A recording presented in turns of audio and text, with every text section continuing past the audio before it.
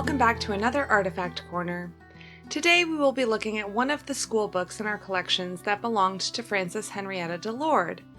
The book, called Rudiments of Geography, is covered in a plaid fabric that is actually stitched around the book.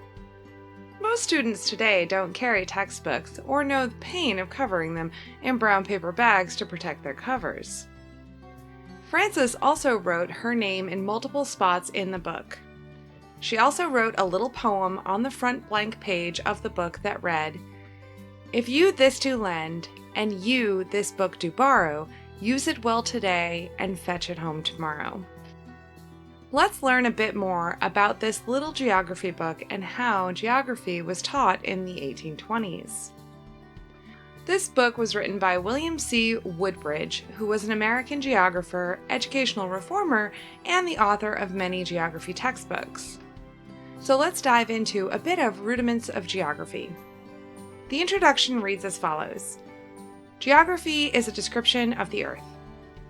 It has been found by sailing round the Earth that it is a vast globe or ball. This is also proved by the circular shadow of the Earth on the Moon in an eclipse, and by the appearance of a ship at sea where the highest part is always seen first. The Earth is inhabited on all sides by men and animals and covered with trees and vegetables, which are kept on it by the attraction of gravitation. It has also been found that the Earth is one of the planets or moving stars which revolve around the Sun, described in the science of astronomy. This book will provide a paragraph with a certain topic and then follow it up with a series of questions. Here is an example from page 21 about oceans. When we look on a globe or map of the world, we see the greater part of it covered with a vast collection of water, divided by geographers into 5 parts called oceans. Oceans are habitations of innumerable fish, which furnish food to a large part of mankind. By their incessant motion, they purify the air and the vapors which rise from them, fall in rain and snow to water the earth. As an aside, fish swimming does not purify the air or the water, just for clarification.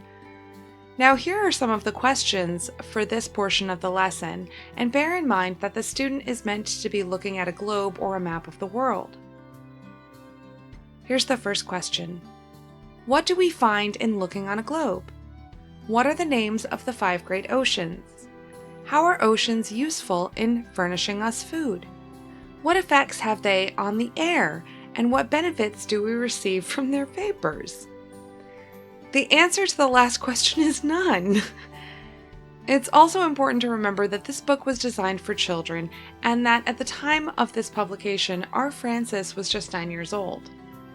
While a good portion of the information in this book is scientifically inaccurate, it is 203 years old, and we've learned so much more about our planet in those years. Our book is in good condition, given that it was used as a child's textbook. This book is very rarely on display, hence the vivid color of the fabric covering the covers on the book.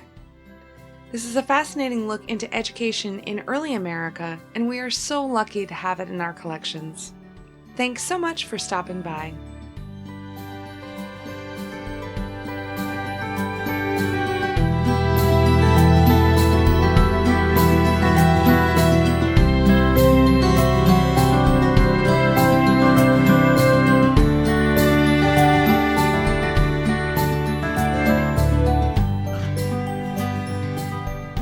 Fish Vapors is a band name.